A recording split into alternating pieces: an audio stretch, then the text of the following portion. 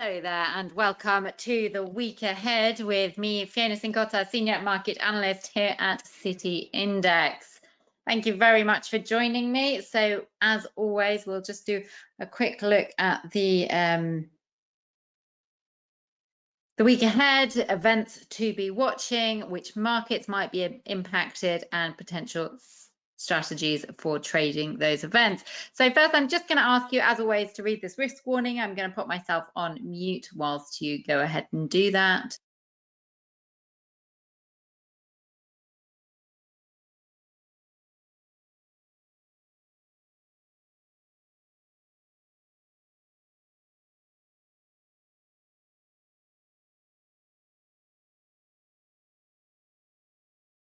Excellent. So we'll just kick straight off. There's quite a lot going on next week. I mean, as earnings season ramps up, and there are some economic points to be watching as well. But I think maybe the first thing to keep in mind is actually just the geopolitical position that we're in at the moment. There is just this sort of, as far as broad themes are concerned, we're sort of looking at sort of a rather risk-off sentiment, which has resulted in sort of a sell-off in riskier assets across this week and last week. And that's basically on the back of these sort of rising geopolitical tensions in the Middle East. Obviously, last night we had Israel launch a counterattack against Iran for Iran's attack last weekend. And I mean, the market reaction has been interesting, and Iran's reaction has been interesting as well. So there's been this sense of, Iran trying to downplay or looking to downplay, or Iran state media are downplaying, the events of yesterday or last night, sorry. So that's helped the markets recover a little bit, but we've also got this vibe of, the fact that the Federal Reserve looked like it might be keeping interest rates higher for longer, which is also just really hurting risk sentiment. So as we go into next week, I think those key themes are going to stick with us. Obviously, concerns over what's going on in the Middle East, and any sign of de-escalation of tensions will obviously help risk sentiment. Any signs of an escalation could boost risk sentiment, impacting particular markets such as oil and gold mainly. Also, everything regarding the Fed and expectations of Federal Reserve interest rate will also be keeping the market very much on edge. Just, we even had Bostic saying that the market might even, or the Fed might even need to raise interest rates this year. So, we've seen quite a big turnaround there. And then obviously it's also earnings season, which is also going to be very interesting. Well, earnings season kicked off about 2 weeks ago with the banks. Now we've had some earnings out across this week. Broadly speaking, I think it's fair to say they've been mixed. Obviously we had Netflix out yesterday, but looking ahead to next week, big one for next week is going to be Tesla. So Tesla is due to report on Tuesday. Let me just we'll go through some figures here. Tesla's due to report on Tuesday, and basically the report comes as after we saw a decline in deliveries, which is expected to drag on earnings. So deliveries came in at 386,810. That was down 8.5% year on year. Have a look at the chart here. We can see that that's been quite a stark or notable drop off. Now, as a result of falling deliveries, basically we're seeing falling deliveries because of declining EV demand, increased competition, and I think that also suggests to us that the price cuts that Tesla has been implementing are really just having a limited impact now. Obviously, they're still going to be squeezing margins. Now, total revenue is expected to be 22.73 billion. That's down from the previous quarter and down, which was at 25.17 billion, and also down from a year ago quarter, which was 23.33 billion. Meanwhile, EPS is expected to come in at 55 cents, again down from the previous quarter of 71 cents, down from a year ago quarter 85 cents. So, you know, I think it's very difficult to be optimistic about Tesla right now. And this all comes as the share price trades down around 35% so far this year. I'm just going to sort of scroll out here to the week chart, which I think shows us, you know, we can see Tesla here has been trading in very much a downward trend since about the middle of last year. We can see it's trading in this downward channel. It's actually attempting to break out of that down channel. At the moment, it's testing this level here, which is the 150 level, which is the low that we saw in April last year. Just testing that level at the moment. Now, if we see a break below that, then that actually brings this level in here, which is the $100 a share level, the low from January 2023, that comes into play. I mean, if we just have a look at this chart, I mean, the Tesla has vastly underperformed the S&P this year. So the S&P is up around what, 9%, 10%. And Tesla, as I said, it's down around 35%. Now we can see here, we've got this falling trend line, where so we've seen this series of lower highs and lower lows. Look, it's actually just where it's going to open is just below that, the 150 low from that I just pointed out to you on the weekly chart. But you know, it's a bearish chart that we're looking at. The RSI is not even in overbought territory, so potentially there is some more downside to be had here as well before a period of consolidation. So, you know, and I think if we're looking for any form of recovery, then buyers are going to really need to be getting above that 180 level, which actually looks like quite a lot of work from where we are right now. Given that we're expecting disappointing numbers, really might struggle to produce that. And also, I mean, the other thing to keep in mind here is the prospect of higher interest rates for longer. It's just not supportive for the, you know, consumers. So that's another reason that perhaps, you know, we might see Tesla struggle to recover. So just as far as other earnings to watch out for, I'm just going to run through them. On Tuesday, we've also got PepsiCo, Spotify, GM. On Wednesday, Boeing, AT&T, and then Thursday, you've also got some airlines. You've got American Airlines and also Southwest Airlines reporting.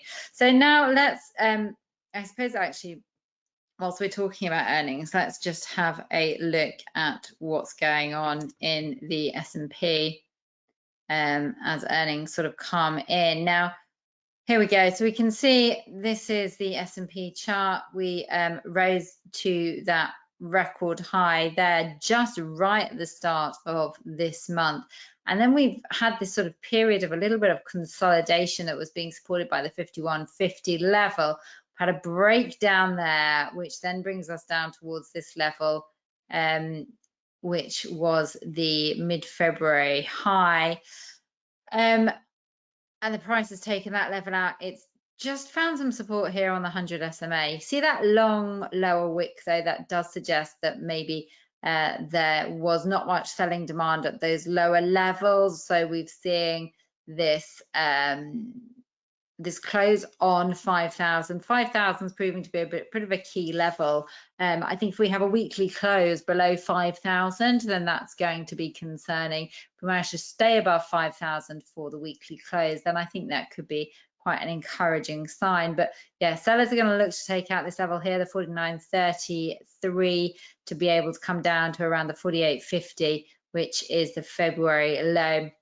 Buyers, if we can stay above 5,000 to end the week, might try and get above the 50-50 level and then head towards 51.50. So just as far as what we'll be watching next week in addition to earnings, so we've also got PMI data. This is preliminary data for April. Got the Eurozone. Now Germany obviously has been the weak link here, but I think there is, you know, potential signs of a recovery in the region, or at least a bottoming out of the slowdown in Germany, and signs of encouraging, signs of a potential recovery. ECB President Christine Lagarde has also said that there are signs that the economy is starting to recover. So, we might see a further push higher in the composite PMI, which is just about in expansionary territory in March. It's been very much the manufacturing sector which has been weighing on the composite PMI, and that's the same in Germany, where you've got manufacturing down at 41.9, whilst you've got services up at 50. Well, I say up at 50.1, but at least in expansionary territory above 50, if only just.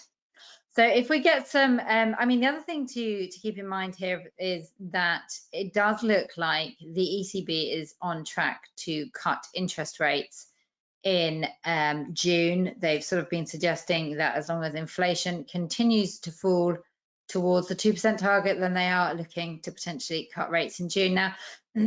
Now, obviously, the fact that the ECB have sort of signaled that they're looking to cut rates in June, and yet the Federal Reserve have signaled that perhaps actually they're not going to be cutting interest rates as soon as we expected. Now, that's obviously having some downward pressure on US dollar crosses. This is the euro US dollar. I'm just going to show you here. This is the Fed Watch tool. So this is the what we're expecting the Federal Reserve to do as far as, or what the market is pricing in for the Federal Reserve interest rate decisions. Now, obviously, this is the next decision, which is in May. I'm not expecting a cut at all. Pretty much fully priced in that things are going to stay the same. And again, in June, pretty much priced in that the Fed is going to keep interest rates on hold. Things start to get a little bit more interesting around July time. Still expected to keep interest rates on hold, though, at a 56% probability, with September as the first possible rate cut. So we're looking at around a 68% probability of a rate cut in September. So that's still not particularly convincing. But if we move to November, then that changes to 75%. Again, not necessarily massively convincing. So there are sort of, expectations that maybe the Federal Reserve won't cut interest rates. If we just have a look now, this is the expectation of rates being left on hold still in November, and that was just 3% a month ago. So, obviously since then we've had the sticky inflation, we've had stronger than expected data, signs of a robust US economy, and obviously this week we had the hawkish commentary from Federal Reserve Chair Jerome Powell and other Fed policymakers as well. So all of that is giving strength to US dollar, which rose about 1.6% last week. Again, it's sort of, the dollar hasn't necessarily gained particularly against this week, but it has held on to last week's gains. So the gain in the dollar has resulted last week in, that was in the big drop against the euro US dollar. This week we've sort of consolidated in this area. It's just prevented the RSI from going any further into overbought territory there. So what we're going to be watching out for here is if we get stronger than expected PMI data, is that going to really help the euro push higher? It might. We might see a little bit of a boost towards that 107 level, 107.25. These are going to be key levels to watch out for as we head towards that 108 level. But I think, as long as the ECB are still looking to cut rates in June and the Federal Reserve may not cut rates at all this year, then actually the pressure could remain to the downside on the euro US dollar. Sellers are going to be looking to take out the 106 level. That's the 2024 low hit this week, and that will open the door to around this level, which is the 105.30, 105.25 level, ahead of this level down here, which is the 104.50. So that on the downside, there is potential for further losses. Just having a look, also taking the opportunity to look at the DAX, because we've seen some, it come away from its all-time high. It's been trending lower in this risk off mood that I've been talking about since, you know, again, that was the 1st of April, all-time high, same as the S&P. But, you know, the mood has really turned since then, and we've seen this, you know, channel drop in the S&P. But look, we found support overnight here at the 17,400, just above 17,400, or just around 17,400 level. Again, we've got this long lower wick there, suggesting that there weren't much demand for selling at those lower levels. And we've seen that the price is sort of, you know, holding up above what levels this, the 17,600, which was the March low. So we're still holding above the March low as to where we are now. If we get disappointing data, or then we could see, or more risk off in the sense of, you know, escalation of tensions in the Middle East, and we could see the price look to take out that March low and head down towards the 100 SMA and even the 1700 round number. On the upside, recovery, we're going to be looking for a rise above 18,000 round number. That's what's needed, really, mid-March highs in order to, you know, create any form of sensible recovery. So that's that going on. We've also got UK PMI data, which will be, I mean, this coming week's quite a quiet week as far as UK PMI data is concerned, as far as UK data is concerned, because we had so much out this week. So PMI data, service sector is going to be very much under the spotlight, particularly because inflation in the UK, although it cooled, it didn't cool quite as much as expected, and service sector inflation is proving to be stickier than what the market wanted to see. Although Bank of England Governor Andrew Bailey did say that he was comfortable that UK inflation was cooling in the right trajectory to meet the 2% target. So that was almost, you know, supporting the view that the that the Bank of England is going to cut rates sooner rather than later. And also, Bank of England Governor Andrew Bailey suggested that the UK's inflationary pressures are less than that of the US, which makes sense given that the UK economy is not really proving to be as robust or as strong as the US economy. We've had some weakness, although we have, I assume, or the data is suggesting that we've moved out of that short-lived recession that we saw at the end of last year. So if we get some stronger than expected data from the UK, then we might see the pound continue to try to rise above the 125 level. If we get a rise above that 125, this was a level, I mean, not only is it a round number, a fairly important psychological level, it was also the December low. Above here, 125.50, and then we've got the 200 SMA there at 125.75, but you know, the chart is looking a little bit bearish. Bears are obviously going to look to take out what's today's low, was the 123.89. So if bears can take out that level, but look, we've got again that long lower wick, so the market's not ready to go there right now. But sellers will look to take out that number on weak data, or on particularly if we see service sector inflation fall or weakness in the service sector, then that could spark a sell-off towards the 123.20 level. Just having a look at what else we've got out there. Okay, so we've also got Australian CPI, which is expected to come in. It's expected to be at 3.4% year on year in March. That's quite sticky, you know. We're still seeing that Australia is still seeing relatively sticky inflation. We saw that, you know, mixed job data from Australia this week. We've seen that unemployment did tick higher, didn't tick as high as was expected, but we did see employment numbers fall by around 7,000, and that was after strong gains of 116,000 in the previous month. So, you know, there are potential signs, but the RBA is pretty clear that they want to see more evidence of inflation cooling before they start cutting interest rates. There is a sense that perhaps September might be a month for the RBA to start cutting rates, which is sooner than the Federal Reserve, and that is why we've seen this sort of downward pressure on the Aussie dollar, US dollar, a little bit of consolidation. Again, we've got that long lower wick. We're seeing this on all the charts. Obviously, that was a result of the immediate reaction to the Israel's attack on Iran overnight. But, you know, straight down here to around the 63.50 level, almost reached there.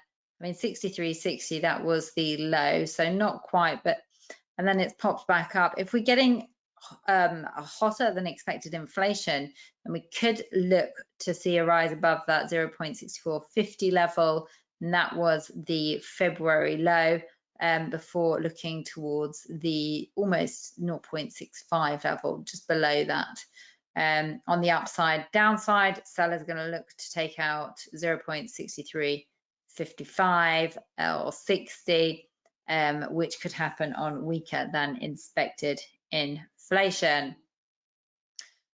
So just saving really perhaps the best till oh no, we've still got a few things to go through. So we've got I'm going to do all of US stuff together. So we've got US GDP data, and this is going to be really closely watched because, you know, this sense that the US economy has held up relatively well in Q1. So, you know, I think this could carry quite a lot of weight in the sense that if we see a stronger than expected growth, then that could really push back rate cut expectations towards the very end of this year or even into 2025, which could help boost the US dollar.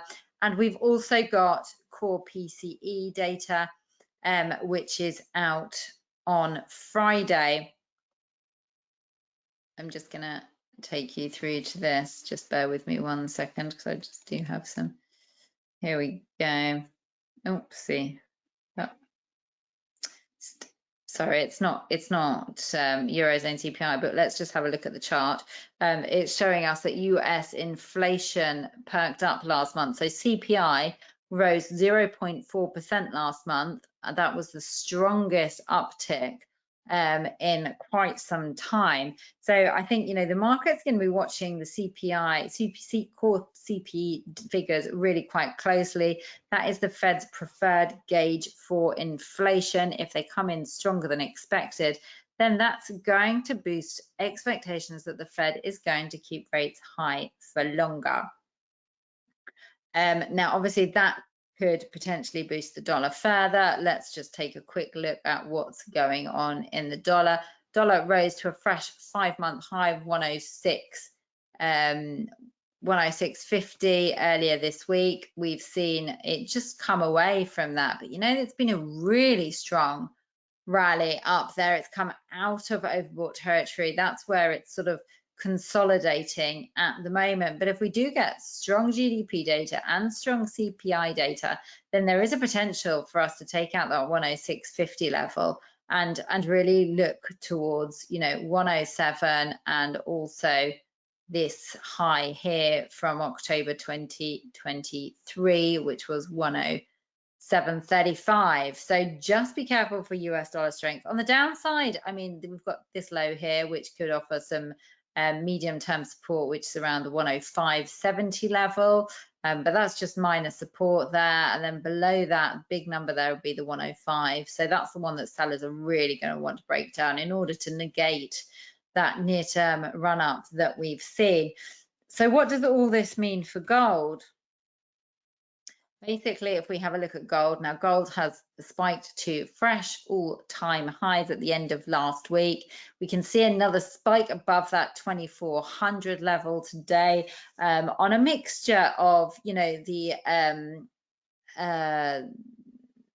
geopolitical risks that we're seeing. That's driving gold up. We've also got inflation risks rising again, which is, you know, increasing gold's demand as a hedge against inflation. There's also big central bank buying going on, particularly China, particularly India, which is also supporting the precious metal, even as the US dollar trades at this 5-month high. So we've seen this rise in gold, even though we've seen the rise in the US dollar and treasury yields. It's still overbought, so that's something to watch out for here. Look at, again, this long upper wick suggesting buying demand at those higher levels was actually very weak. So that does support at least the price levels that we're in for now. As far as levels are concerned, yeah, 2400, that is the level on the upside in order to make a break above the 2430. I think if we see increased geopolitical tensions, then that could push that higher. And then also we've got on the downside some support here at 2325. That's the weekly low. And then below there around the 2300 round number. So just finally, we've also got the Bank of Japan interest rate decision. Now, the Bank of Japan is not expected to move on interest rates after they left rates. No, they didn't, after they raised interest rates for the first time in 17 years in the previous meeting. So we're unlikely to see a further move. I think the Bank of Japan were quite clear in the last meeting that they're not looking to start a hiking cycle, but that was more of a one-off.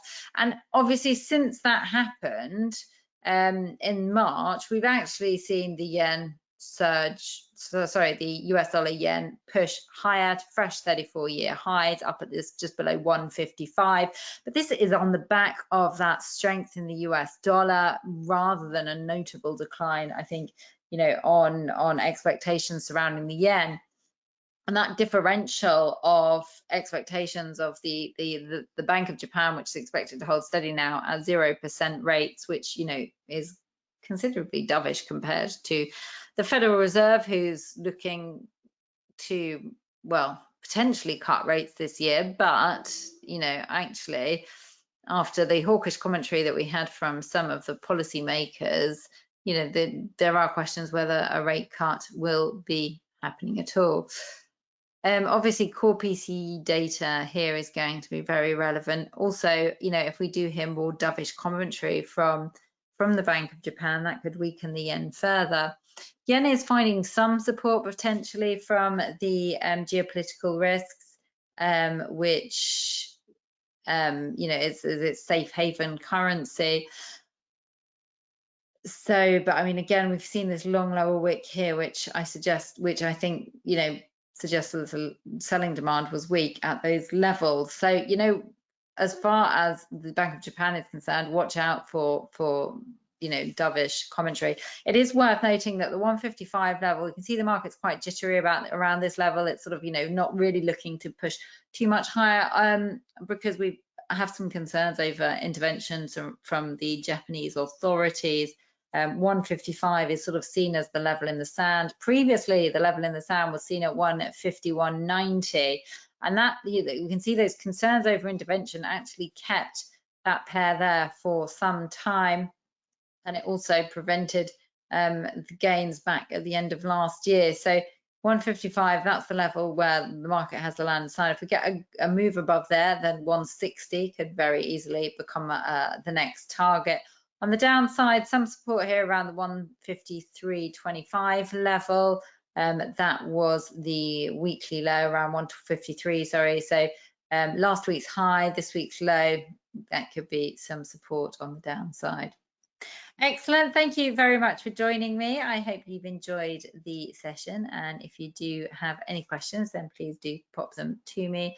And otherwise, I will see you next week.